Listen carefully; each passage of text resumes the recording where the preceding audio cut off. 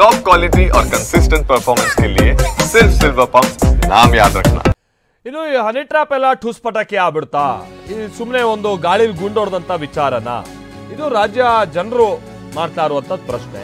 But ಇಲ್ಲ, ಇದೇನು ಇನ್ನೂ ಮುಗ್ದಂಗೆ ಕಂಡು ಬರ್ತಾ ಇಲ್ಲ ಅಂತಾನೂ ಕೂಡ ಕೆಲ ಡೆವಲಪ್ಮೆಂಟ್ಸ್ ಆಗ್ತಾ ಇದೆ. ಏನು ಹೈಕಮಾಂಡ್ಗೆ ಮತ್ತೆ ಹನಿ ಟ್ರ್ಯಾಪ್ ಬಗ್ಗೆ ದೂರು ಕೊಡೋದಕ್ಕೆ ನಿರ್ಧರಿಸಿದ್ದಾರೆ ಸಚಿವ KN ರಾಜಣ್ಣ ಅನ್ನೋದು ಗೊತ್ತಾಗ್ತಾ ಇದೆ.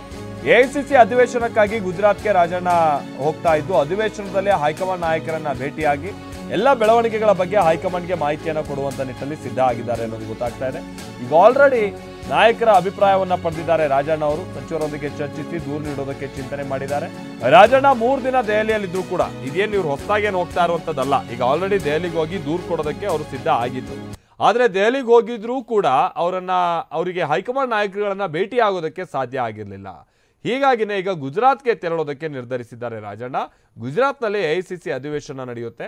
ಅಲ್ಲಿ ಹೈಕಮಾಂಡ್ ನಾಯಕರುಗಳಿಗೆ ಏನಾಯ್ತು ಅನ್ನುವಂಥ ವಿಚಾರವನ್ನ ಬಿಚ್ಚಿಡುವಂಥ ನಿಟ್ಟಿನಲ್ಲಿ ರಾಜಣ್ಣ ಸಿದ್ಧ ಆಗಿದ್ದಾರೆ ಅನ್ನುವಂಥ ಸಂಗತಿ ತಿಳಿದು ಬರ್ತಾ ಇದೆ.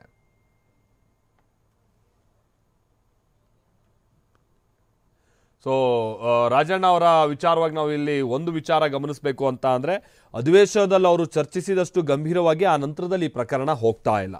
ಇಲ್ಲಿ ತನಕನೂ ಕೂಡ ತಮ್ಮ ಬಳಿ ಏನು ಪುರಾವೆ ಇದೆ ಮತ್ತೊಂದು ಅದ್ರ ಬಗ್ಗೆನೂ ಕೂಡ ಬಹಿರಂಗಪಡಿಸಿಲ್ಲ. ಕನಿಷ್ಠ ಕಂಪ್ಲೇಂಟ್ ಕೂಡ ಆಗಿಲ್ಲ.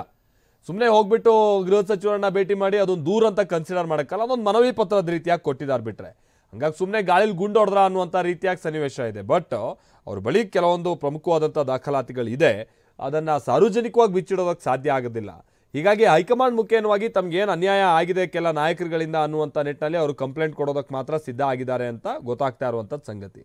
ಆದರೆ ಅದಕ್ಕೂ ಕೂಡ ಹೈಕಮಾಂಡ್ನ ನಾಯಕರುಗಳು ಸರಿಯಾಗಿ ಸ್ಪಂದಿಸ್ತಾ ಇರುವಂಥದ್ದು. KN ರಾಜಣ್ಣ ಅವರಿಗೆ ಬಹುಶಃ ಒಂದು ಅಸಮಾಧಾನ ಇರಬಹುದು. ಅದರ ಜೊತೆಗೇನೆ ಗುಜರಾತ್ಗೆ ಹೋಗಿ ಅವರು AICC ಕಾರ್ಯಕ್ರಮ ನಡೆಯುವಂಥ ಸಂದರ್ಭದಲ್ಲಿ ಹೇಗಿದ್ರು ಹೈಕಮಾಂಡ್ ನಾಯಕರುಗಳಿರ್ತಾರೆ, ಅಲ್ಲೇ ತಮಗಾಗಿರುವಂಥ ಸಮಸ್ಯೆ ಏನು ಅನ್ನೋಂಥ ಹೇಳ್ಕೊಳ್ಳುವಂಥ ನಿಟ್ಟಿನಲ್ಲಿ ದೂರು ಕೊಡೋದಕ್ಕೆ ಸಿದ್ಧ ಆಗ್ತಾ ಇದ್ದಾರೆ ಅನ್ನುವಂಥದ್ದು ಗೊತ್ತಾಗ್ತಾ ಇದೆ.